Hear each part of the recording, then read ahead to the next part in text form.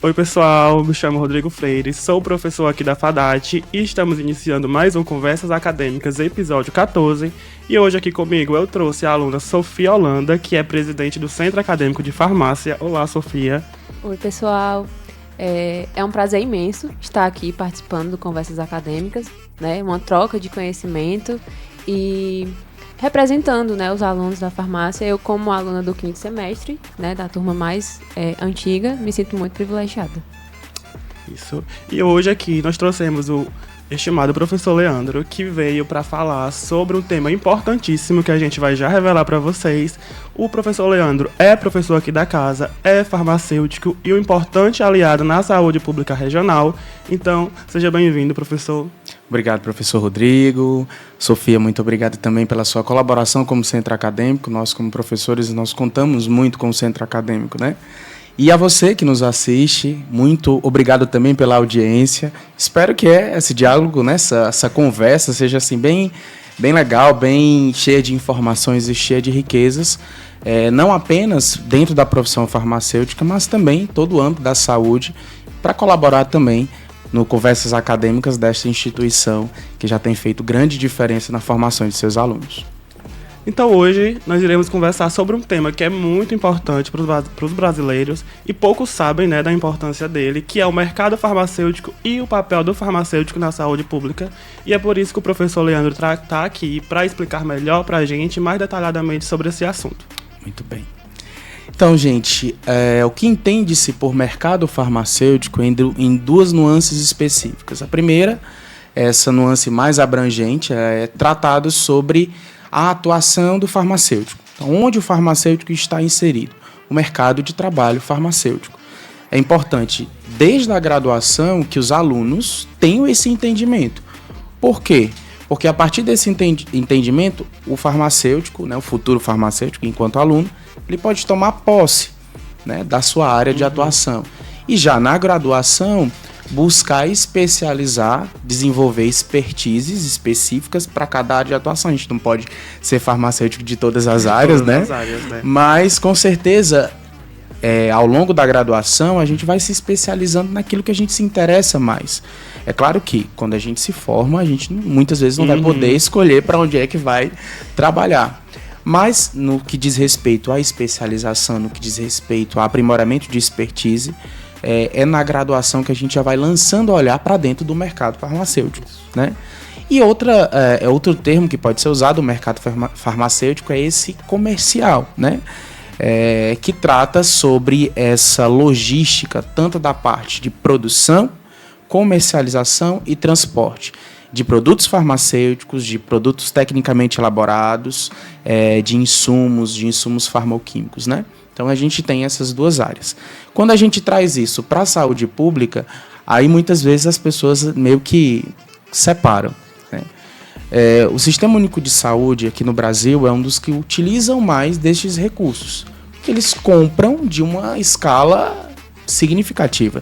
Se nós formos comparar um hospital de pequeno porte a nível municipal e uma farmácia, nós vamos perceber que os valores dos insumos e tudo aquilo que é comprado é muito similar, por incrível que pareça, porque são tecnologias específicas, são recursos que deveriam ser destinados, né? A gente vai falar um pouco sobre os desafios, mas são insumos que ajudam na qualidade de vida do paciente, na resolução dos problemas que ele vem apresentando. Então, esse é o mercado. Então, o farmacêutico ele precisa estar envolvido nisso, desde a parte da seleção, e aí a gente traz dos conceitos da assistência farmacêutica, então desde a parte de seleção, onde o farmacêutico vai delimitar quais são estes itens que precisam estar dentro dessa relação de medicamentos essenciais, né? Dentro do município a gente chama de REMUNE, no estado a gente chama de RESME, e a nível nacional a gente chama de RENAME.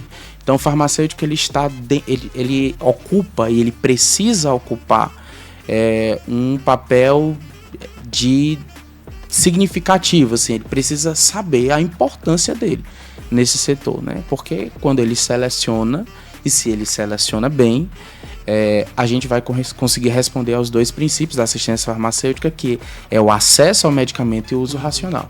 Né? Que eu acho que é isso que a maioria das pessoas não sabe, que o farmacêutico é responsável por toda a compra do medicamento que vai atender, né, a comunidade. Exatamente. Muita gente, eu acho que não tem um conhecimento de onde que vem todo esse planejamento, como é que acontece, né? Então tem sempre um farmacêutico por trás desse movimento.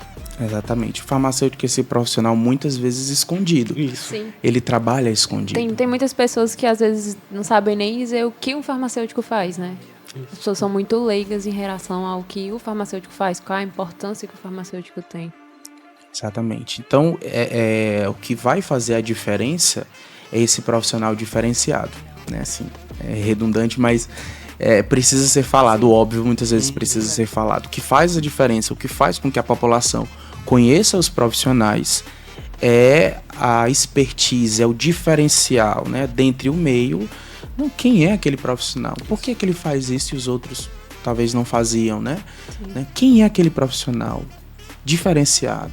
Quem é aquele profissional que me ajuda no caso de uma orientação farmacêutica? É a situação de chamar a atenção, mas de uma forma positiva, né? Exatamente. E muitos farmacêuticos, eles têm múltiplas faces, né? Faces, porque, na verdade, ou eles estão no hospital, ou eles estão na assistência farmacêutica, ou estão na comunitária, e a maioria deles tem 2 a 3 empregos em áreas diferentes, então...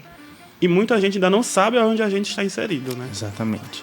Eu acredito que, e aí trazendo um pouquinho para a minha experiência, né? Quando eu me formei em 2016, no final do ano, 2016, a partir de 2017 eu já entrei no serviço público. Então, desde 2017 que eu trabalho no serviço público.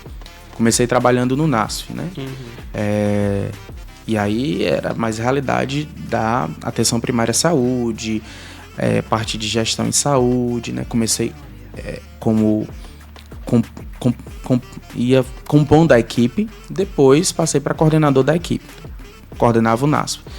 Então, depois abriu uma necessidade dentro da assistência farmacêutica e eu fui coordenar a assistência farmacêutica. Mas, no meio disso, eu tive experiência no hospital, tive experiência no laboratório de análises clínicas, tive experiência na gestão. No período do Covid-19, eu tive experiência desde a área de planejamento lá, o que é que a gente iria fazer com aquela crise, né? Então, a sala de situação emergencial da crise, a coleta de material para análise. Então, o primeiro teste de Covid que foi realizado no meu município, eu estava presente. Os swabs, né, os swabs orais, a coleta de swab oral, até a vacinação, eu estava presente também. Então, muitas vezes a gente é chamado de metido, mas é porque a gente precisa mostrar o trabalho diferencial que a gente faz, né? O olhar diferenciado do farmacêutico, que precisa ter essa visão holística. Então, às vezes eu chegava em alguns setores e perguntava mesmo, como é que faz isso, como é que faz aquilo, né? Ter essa atitude diferencial, claro, respeitando o espaço, né? Porque eu, como farmacêutico, nunca vou poder fazer uma extração dentária, óbvio, né? Com certeza. Mas, respeitando os espaços, eu preciso entender o que é feito no consultório odontológico do meu município, quais são os materiais que são utilizados, o que é que eu posso fazer para favorecer a qualidade da oferta do serviço. Mas não tem nada a ver com a tua área, tu não é dentista, mas eu posso ajudar, não é? Na prevenção do controle de infecção, né? Na própria disponibilização de materiais adequados, né? No monitoramento desses insumos que são fornecidos a esses setores. Então, são olhares que, se você for parar para pensar, são sim, infinitos, né? Existem muitas áreas que nós podemos nos inserir. Então, Leandro, como o desenvolvimento de novos medicamentos impacta diretamente na saúde pública? Pronto, é um assunto muito delicado de se tratar. Por quê? O que é que nós percebemos hoje de forma geral? Os novos medicamentos, a pesquisa e desenvolvimento de novos fármacos dos últimos anos, e poderia dizer até nas últimas décadas, ele é específico para o avanço da tecnologia dos que já existem. Então, por exemplo, nós tínhamos aqui um exemplo, vou dar aqui uma comparação bem genérica mesmo. Nós tínhamos o omeprazol, agora nós temos o pantoprazol e o esomeprazol. Basicamente, eles têm a mesma função, com tecnologias diferentes. Quando eu trago isso para dentro do SUS, eu preciso ter sempre um embate com os prescritores, porque o prescritor vai chegar e vai dizer assim: o meu paciente não vai responder à demanda clínica dele com o omeprazol. Então, eu preciso que ele receba o pantoprazol ou esomeprazol. Mas no serviço único de saúde, o único disponibilizado é o omeprazol. Então, quando você fala de inserir um novo medicamento, existe uma série de protocolos para que esse medicamento entre na Relação Nacional de Medicamentos Essenciais e depois passe para a Relação Estadual de Medicamentos Essenciais. Então, existe uma comissão técnica que avalia dados epidemiológicos, que avalia relatos clínicos, que avalia comprovação científica. Então, tem todo um contexto para que esse medicamento seja inserido. Aí vai para as questões judiciais. Então, o grande problema hoje, um dos grandes problemas hoje enfrentados pelos municípios, né, pelo Estado, é a questão da judicialização. Porque são geralmente novas tecnologias que não estão inseridas na relação nacional, nem na relação estadual, e muito menos na relação municipal. Não estão inseridos nessas relações, mas tem o aval da Anvisa. O que é que o Ministério Público, que muitas vezes não vai ter essa expertise, porque o Ministério Público não vai ter essa expertise da área farmacêutica. Não é o âmbito deles, tudo bem. Mas ele vai dizer, a saúde é o direito de todos e dever do Estado. Então, forneça esse medicamento para o paciente. E aí a gente precisa, e aí nos últimos encontros, nós tivemos um encontro mês passado com os farmacêuticos ligados à Regional Fortaleza, e foi falado muito sobre essa questão da judicialização. É um grande problema em todos os municípios. Por quê? O prescritor tem e a clínica é soberana, a prescrição é soberana, e a gente não pode questionar, a gente não pode anular nenhuma prescrição. O objetivo não é esse. Mas foi percebido a necessidade de ampliar um diálogo com o prescritor para essa conscientização. Porque vai chegar um momento que o serviço público não vai conseguir atender a demanda dos pacientes, porque vai trabalhar apenas com realidades judiciais, né?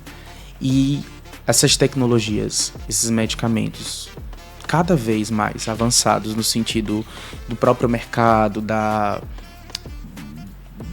próprias tecnologias dos medicamentos, as novas doenças que estão aparecendo, sendo diagnosticadas, que são medicamentos cada vez mais caros, né? A assistência farmacêutica, ela trabalha sobre 4 pilares principais, que são os componentes. Então, nós temos o componente básico e secundário, que é disponibilizado no município, né? Que existe uma contrapartida do básico, uma contrapartida municipal, estadual e federal. No secundário, apenas a contrapartida municipal e estadual. Temos o componente estratégico, que lida com algumas doenças específicas, tuberculose, hanseníase, toxoplasmose, a própria diabetes mellitus com a questão das insulinas, NPH irregular. E temos o componente especializado da assistência farmacêutica, que é conhecido popularmente como alto custo, porque realmente está destinado uma grande quantidade de medicamentos caríssimos, né? Eu tenho pacientes no meu município que recebem injeções com valor de acima de R$5.000. E eles não teriam, em hipótese alguma, condições de mensalmente arcar com esse custo. Porque são tecnologias mais avançadas, mas precisam de um protocolo específico. Para que eles recebam, eles precisam se encaixar dentro de protocolos clínicos e diretrizes terapêuticas específicas. Eles precisam passar por um especialista para que eles recebam através de um LME. Então, assim, por que eu estou falando isso? Porque não é só chegar um novo fármaco. Ele precisa entrar dentro das políticas públicas.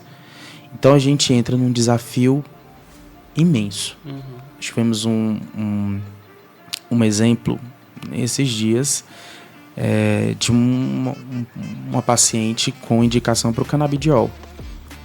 E nós, nem no estado, nem no município, nós não temos nenhuma licitação vigente que consiga comprar canabidiol. Mas a Anvisa já aprovou. E aí o Ministério Público vai dizer assim, tá reconhecido pela Anvisa, por que vocês não estão fornecendo? Né? E é um fármaco altamente delicado, nós não conseguimos produzir aqui no Brasil, extrair aqui no Brasil, porque não pode plantar maconha, né? Então a gente entra nesse paradigma de diálogo. Então nós precisamos o quê? Regulamentação através de políticas públicas sérias, que possam financiar de forma adequada. O problema do Brasil não é falta de dinheiro, é a má administração pública. É a questão da destinação, a aplicação desses recursos nos lugares específicos, nos lugares que eles precisam estar. Então uma solução que seria um medicamento novo, acaba se tornando um problema de saúde pública. Então, Leandro, aproveitando que você falou do alto custo desses medicamentos, qual seriam os desafios, né, no seu ponto de vista, que é enfrentado para garantir o acesso a essa medicação da população? Pronto. No meu município, hoje, nós temos 170 pacientes cadastrados dentro desse componente da assistência farmacêutica. Então, de maneira geral, né, como é que acontece? Uma vez ao mês, eles recebem esses medicamentos porque eles passaram, como eu disse, por essa avaliação com o especialista, se encaixaram dentro de um protocolo clínico, receberam um diagnóstico, um CID específico para receber esse medicamento e trouxeram toda a documentação específica para aquele medicamento. Então, existe uma lista, né? Às vezes alguns pacientes chegam para mim perguntando: esse medicamento é tão caro, por que é que eu não recebo pelo alto custo? Porque não são todos os medicamentos que estão no alto custo. Estão dentro de uma lista, né? Tem toda uma resolução, uma regulamentação.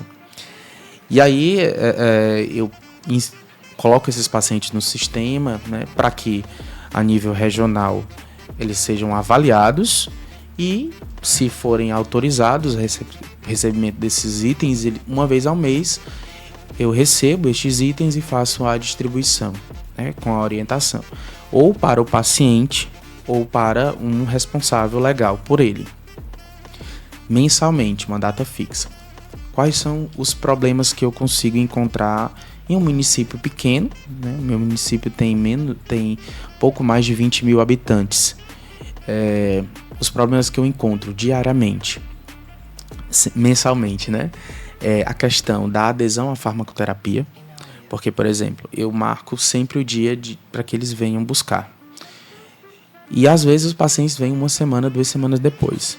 Se eles recebem o tratamento para 1 mês, e se eles vêm 1 semana depois, 2 semanas depois, significa que em algum momento do mês eles não tomaram o medicamento. E aí isso é um problema relacionado ao medicamento, né? Outro problema é porque não somos nós, município, que faz a gestão de estoque. O Ministério da Saúde nos envia conforme o estoque deles, né? E aí muitas vezes nós entramos em embate com o próprio paciente. E aí precisamos explicar toda uma questão de como é que é o processo de aquisição do Ministério, por que nós não recebemos, né? E é a gente que está na ponta que sofre, né?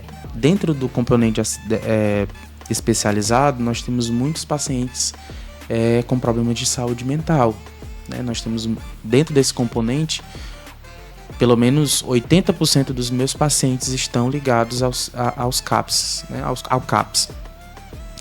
E muitas vezes esses pacientes são agressivos, né? Muitas vezes esses pacientes são agressivos porque não receberam medicação e tudo, né? Já tive casos que eu precisei acionar uma ambulância porque uma paciente entrou em crise e queria ir agredir, né?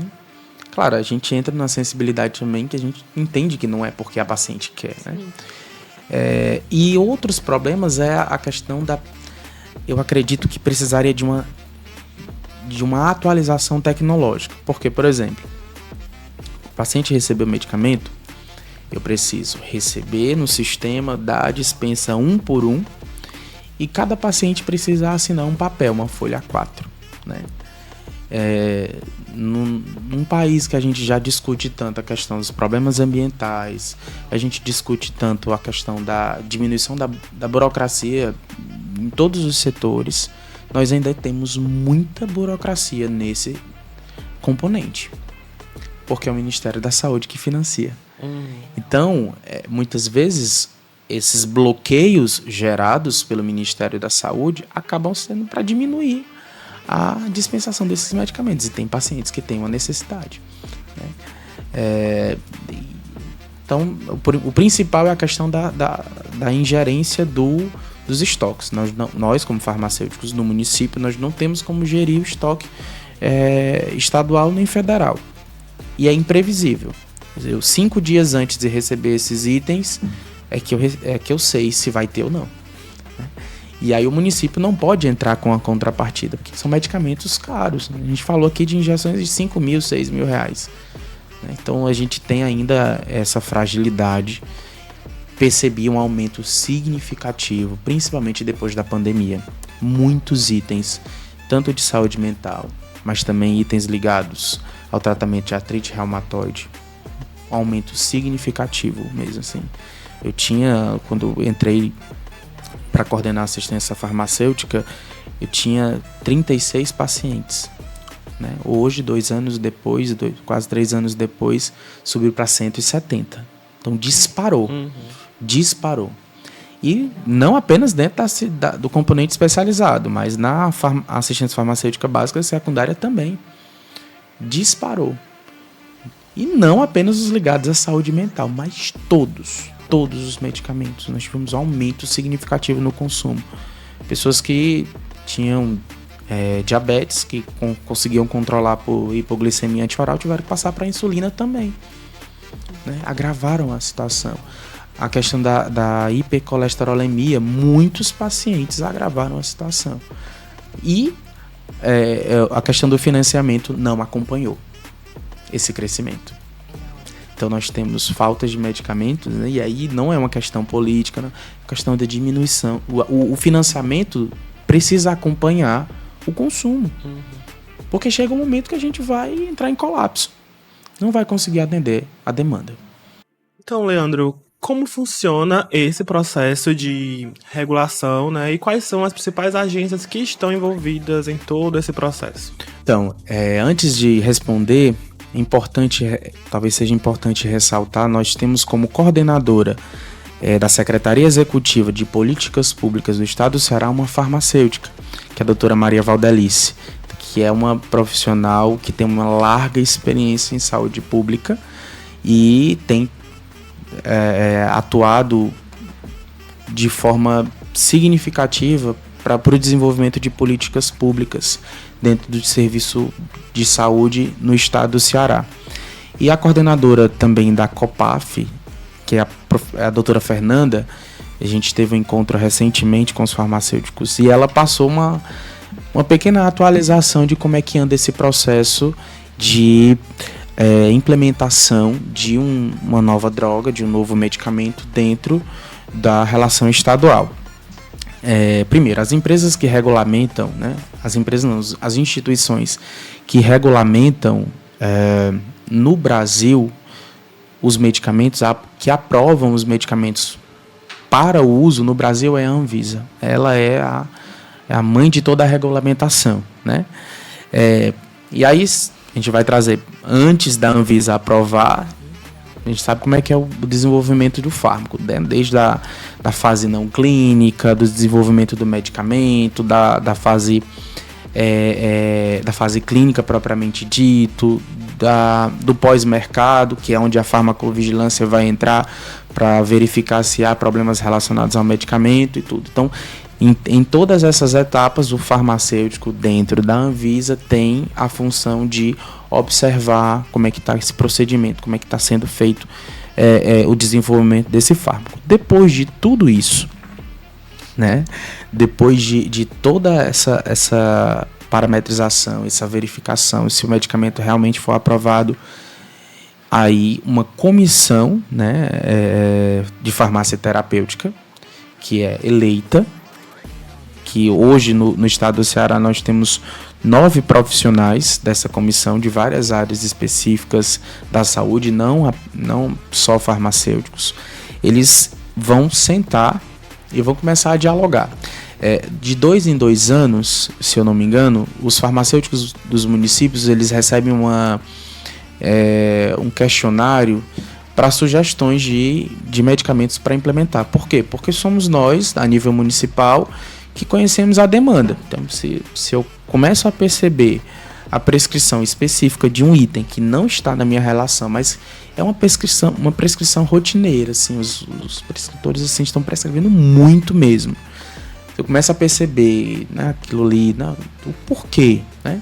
Se a gente vai ver se não é porque o laboratório está tentando colocar esse item dentro do mercado, né? Se a gente realmente percebe que é um item essencial, aí a gente envia para a sugestão.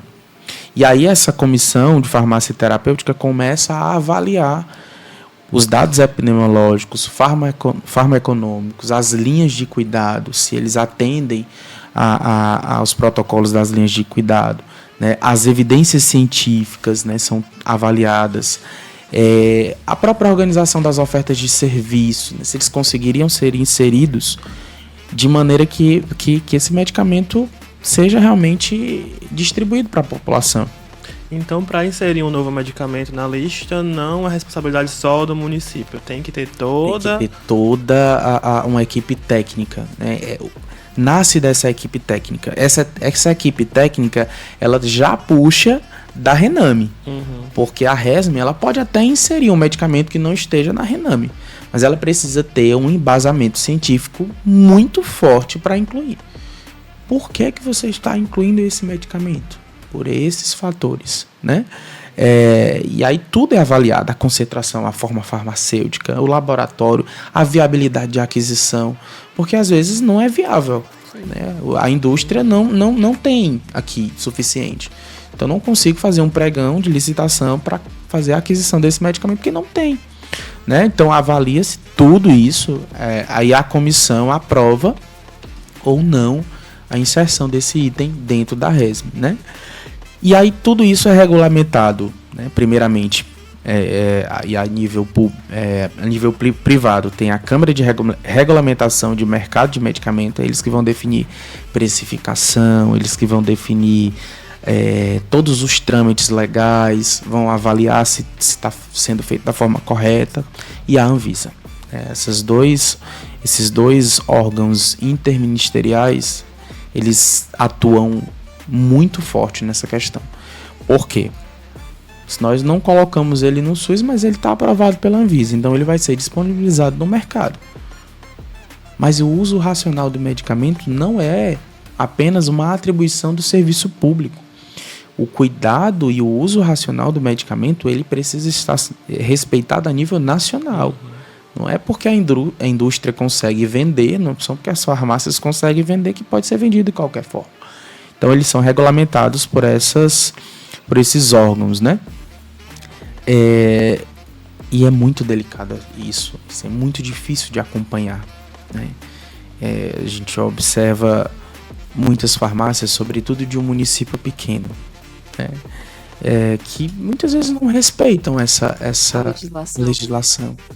Venda de comércio sem prescrição, né? O uso racional de medicamento vai para os ares. E é uma temática que a gente aborda todo mês, todo dia, e temos um mês específico, né, que é o mês de maio, voltado para essa temática, mas mesmo assim todo ano a gente tem altos índices. Ele se torna um assunto que só é promovido pela área farmacêutica. Isso. Né? Se fosse um assunto que era promovido pela saúde por um completo, talvez eu acredito que chegasse a uma grande parte da população. E eu acredito, de uma forma geral, né, como a gente já tinha falado dessa realidade do diálogo com os prescritores. Quando eu falo prescritor, não estou falando só médico. Sim. Porque dentista também prescreve, enfermeiro também prescreve, psicólogo também prescreve. Então, é um diálogo com os prescritores de forma geral. A gente fala de uso racional de medicamentos e muitas vezes a gente chega no paciente. Tá, é importante, mas o paciente não é obrigado a saber. Né? O paciente, ele tá com uma dor de dente, ele vai lá tomar um analgésico, se encher de nimesulida, de ibuprofeno, de pirona, de paracetamol, o que tiver na frente, ele vai fazer um coquetel e vai tomar.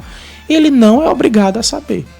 Mas os prescritores precisam saber que o uso racional do medicamento, ele precisa ser trabalhado constantemente.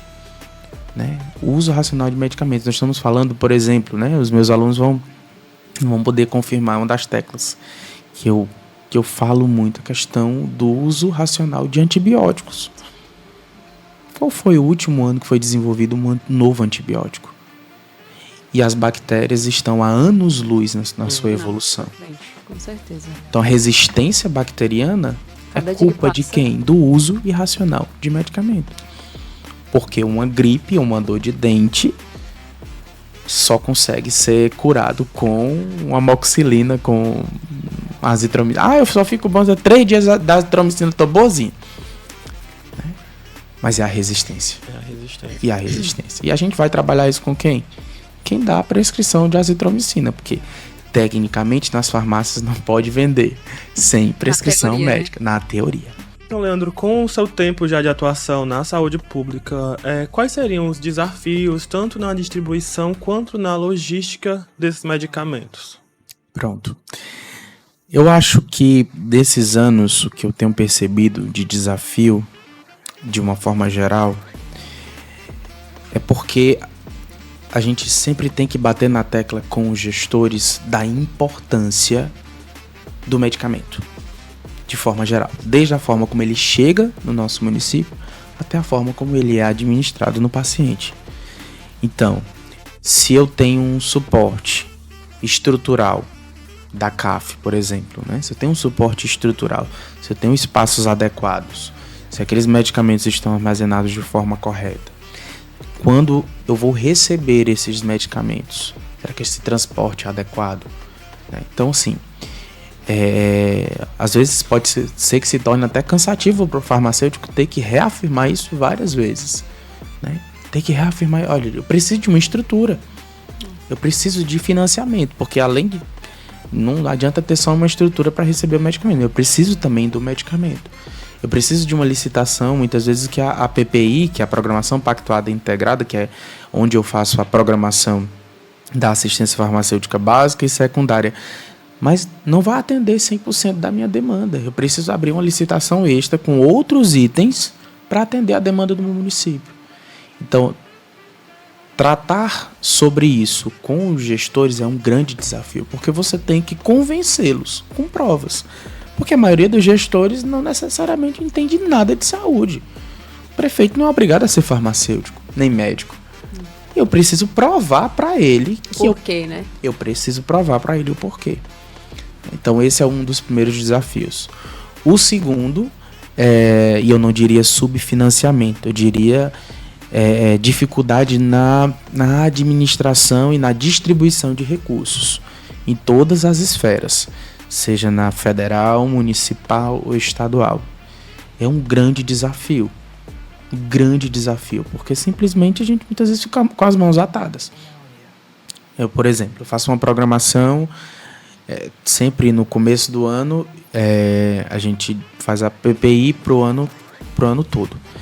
E eu faço uma programação tentando tirar e balancear para que o incêndio não seja grande.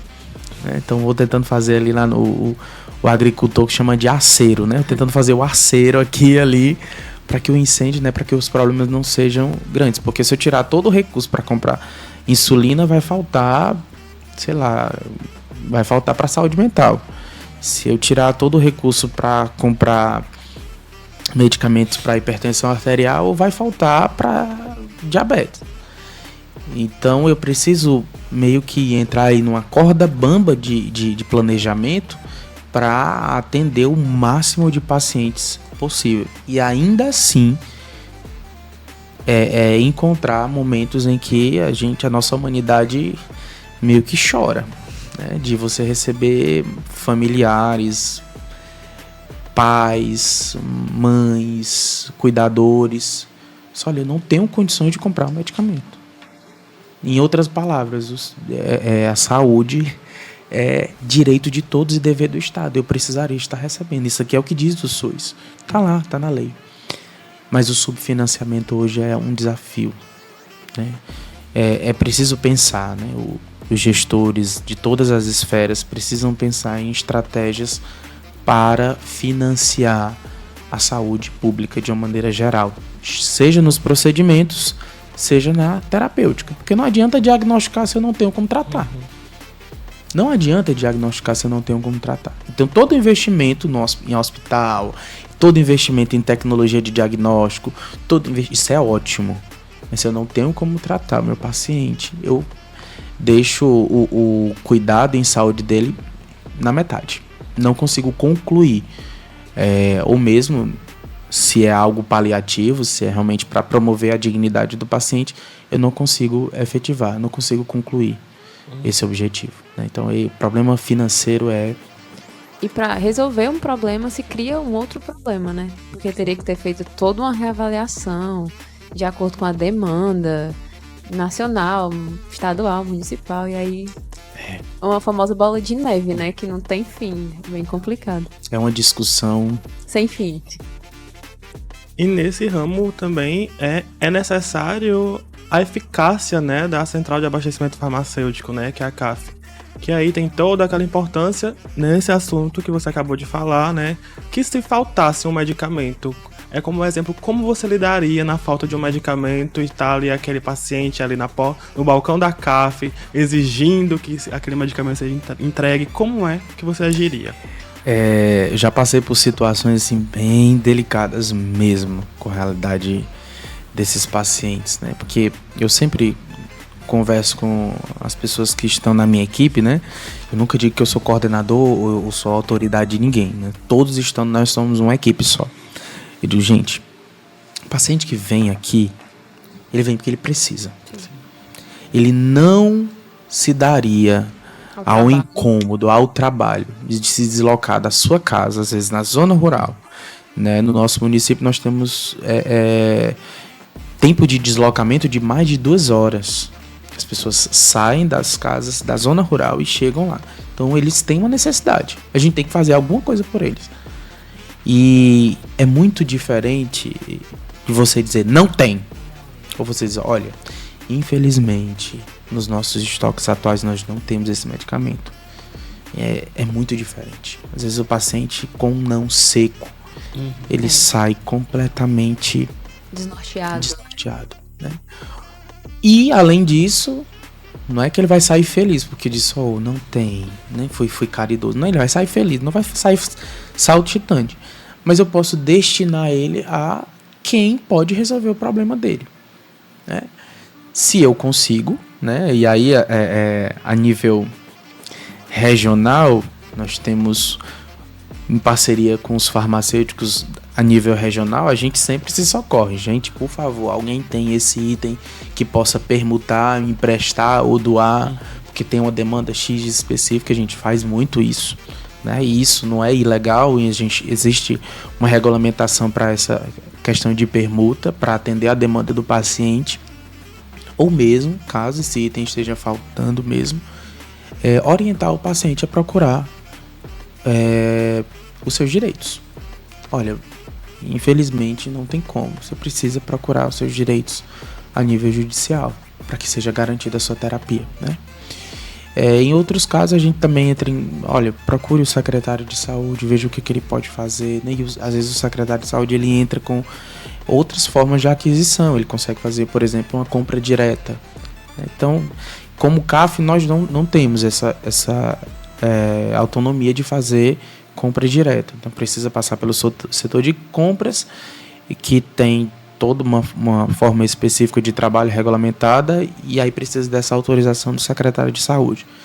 Mas, pelo menos, né, lá eu busco não deixar o paciente sem um norte, pelo menos, né?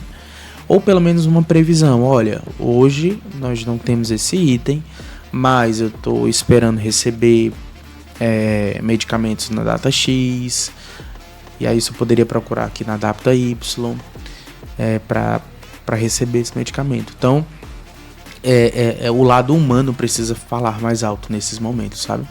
A gente precisa lidar com as situações. Eu não orientaria que entrasse realidades muito pessoais, porque ali é uma realidade profissional. Então, tem profissionais que tiram do bolso e dão. Talvez essa não fosse a melhor forma de resolver o problema, porque aí você cria outro problema ali, né? Sim. Porque quando o paciente não tiver mais, ele vai procurar você. Mas é porque você me deu naquele dia, você pode me dar de novo? E daí, não só isso, ele vai falar pro próximo, pro vizinho. Passa a ser um ciclo vicioso. Né? Então, não seria uma boa resolução do problema. Você estava tampando o sol com a peneira. Né?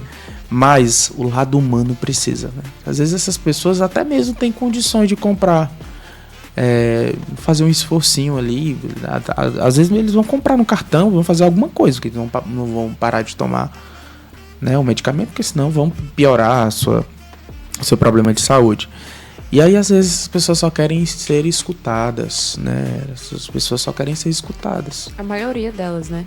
A maioria das pessoas que procuram atendimento de saúde, elas querem, às vezes, só que você escute o problema. Não precisa nem que você resolva. Exatamente. Então, Leandro, quais as soluções que você observa que vêm sendo propostas para superar esses desafios no cotidiano? Pronto.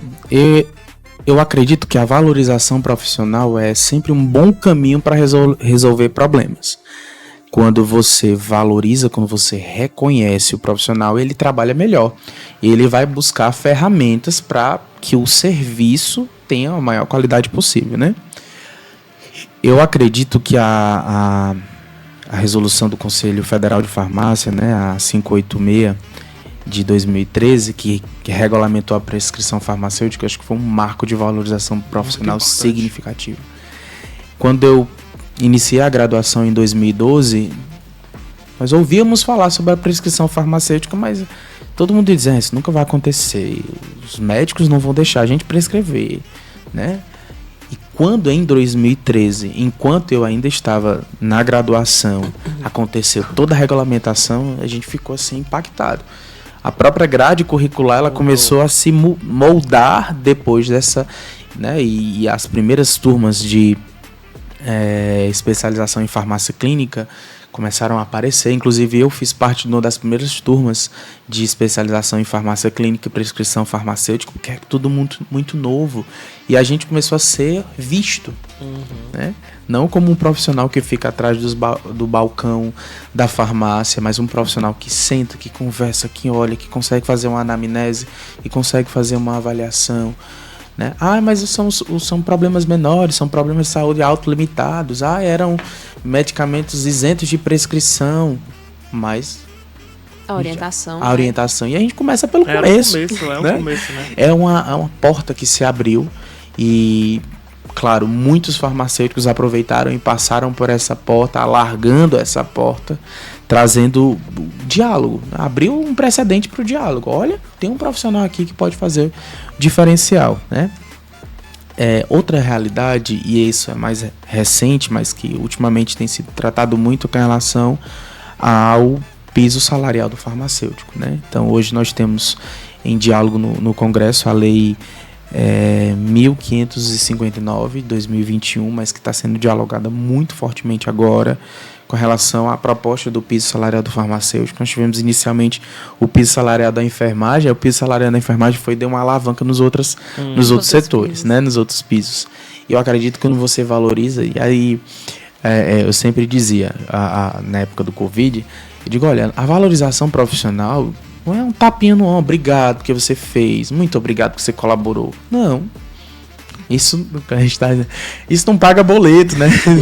Mas eu acredito que quando um profissional ele é bem pago, ele se reconhece como valorizado e desenvolve um trabalho melhor. Entrega um bom trabalho. Ele entrega um bom trabalho. Não porque é o valor em si do salário, não é porque não é a realidade monetária. Não estou trabalhando num serviço público só pelo dinheiro. Não vou, porque não estou trabalhando para enriquecer. Farmacêuticos, aprenda isso. Você não vai trabalhar para enriquecer, a não sei que tenha algum negócio muito, né, mas nasce desse princípio de valorização profissional, de reconhecimento profissional, né, de importância, porque eu contribuo com aquilo que eu acho importante, né, eu contribuo com aquilo que eu acho que tem sentido, né.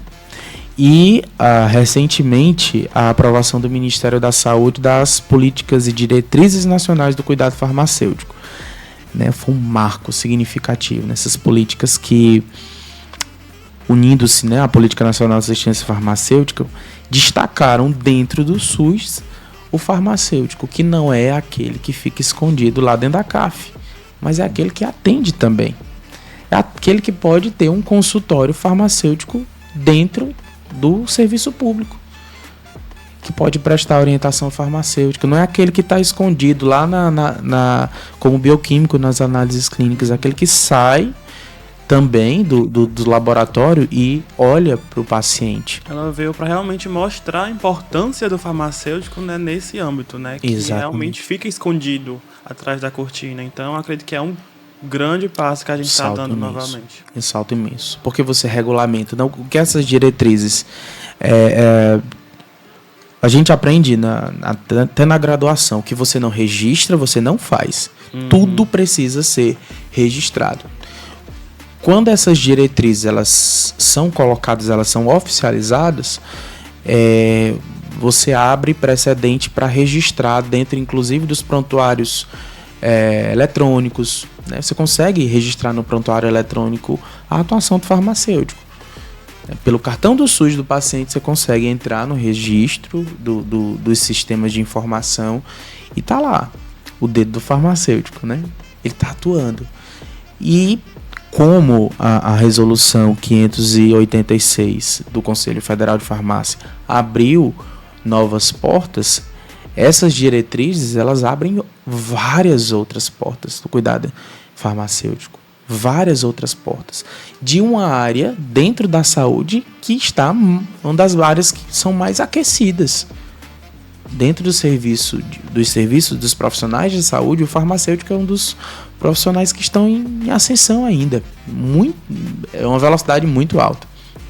Então, isso é um ganho significativo, e a gente vai ver aí no decorrer dos anos, com a própria atuação do farmacêutico, quando o farmacêutico de fato pegar aquilo que é dele e fazer o diferencial, nós falávamos no início da conversa, e transformar essa realidade, mudar essa mentalidade de que o farmacêutico estaria lá separando as caixas de medicamento, né? Porque isso qualquer pessoa pode fazer. Do que o farmacêutico estaria lá alimentando um sistema Horus, que qualquer pessoa pode fazer. Mas uma consulta farmacêutica, dentro do processo de assistência farmacêutica, só o farmacêutico pode fazer. E aí, quando nós tomamos posse dessa área que é nossa, certamente os ganhos em saúde serão muito imensos, né? Seriam significativos.